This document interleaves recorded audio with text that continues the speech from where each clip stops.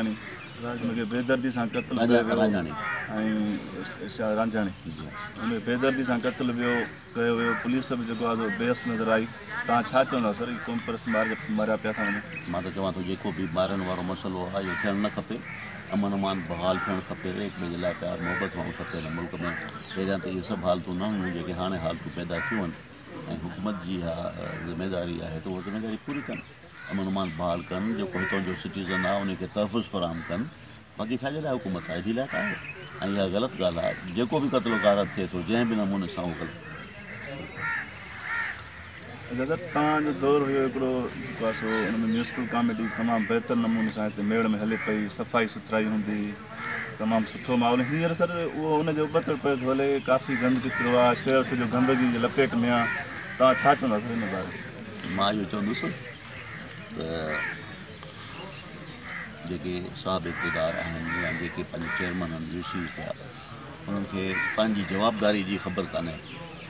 ऐं हालांकि जेकॾहिं जवाबदारी महसूसु कनि त ग़रीबनि जा आवाम जा पैसा आहिनि इहे बेदर्दी सां डीज़लनि ते पेट्रोलनि ते गाॾियुनि ते अयाशी ऐं इशरत लाइ त कोन्हनि मुंहिंजे वक़्त में को ॿुधाए न का ॻाल्हि असां कई हुजे असां त हिकु हिकु शइ मुंहिंजे वक़्त में त TM जो ज़िक्र ई कोन हो त TM केरु थींदो आहे हर शइ हर अमानत असां माण्हुनि ताईं पहुचाई ऐं हिकिड़ी खुले आम ज़्यादती आहे ऐं इन ज़्यादती जो मां त इहो थो चवां त इन जो ज़रूरु तदारक थींदो हिते न थींदो त भला असांजी सरकार आहे ॾाढी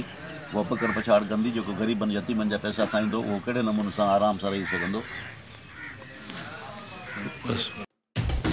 जी नाज़रीन मां तव्हांखे ॿुधाईंदो हलां त मुंहिंजे वक़्त में TM जो को बि ज़िक्र न हो ग़रीब यतीमनि जा पैसा हड़प कंदड़ सुकून सां वेही न सघंदा असां आवाम जी अमानत आवाम ताईं पहुचाए यूसी चेयरमैन ऐं म्यूनिसिपल चेयरमैन पंहिंजी ज़िम्मेवारी महसूसु कनि अॻिते हिननि खे हिसाबु ॾियणो आहे अहिड़नि ख़्यालनि जो इज़हार PTI जे मरकज़ी अॻवान अॻूण वज़ीर आला सिंध लियाकत अली ख़ान जतोई मीडिया सां ॻाल्हाईंदे कयो हिन चयो त कंहिंखे बि क़त्ल करण वारो मसइलो न थियणु घुरिजे अमन अमान बहाल करणु हुकूमत जो फ़र्ज़ु आहे अरशद रांझाणी जे क़त्ल जी मज़म्मत कयां थो संदसि वारसनि खे इंसाफ़ मिलणु घुरिजे हिन चयो त हाणे न उहा सियासत रही आहे न सूरत हाल मुल्क जे माण्हुनि जो क़दुरु कयो वञे उहे क़दम खयां वञनि जेके मुल्क जी बहितरी लाइ हुया हिन चयो त पाकिस्तान जे बुनियाद ते ठहियो हो उहे मुआइदा पूरा कया वञनि पोइ ॿियूं ॻाल्हियूं कयूं वञनि हिन चयो त ज़रायत कणके जी हदी वारी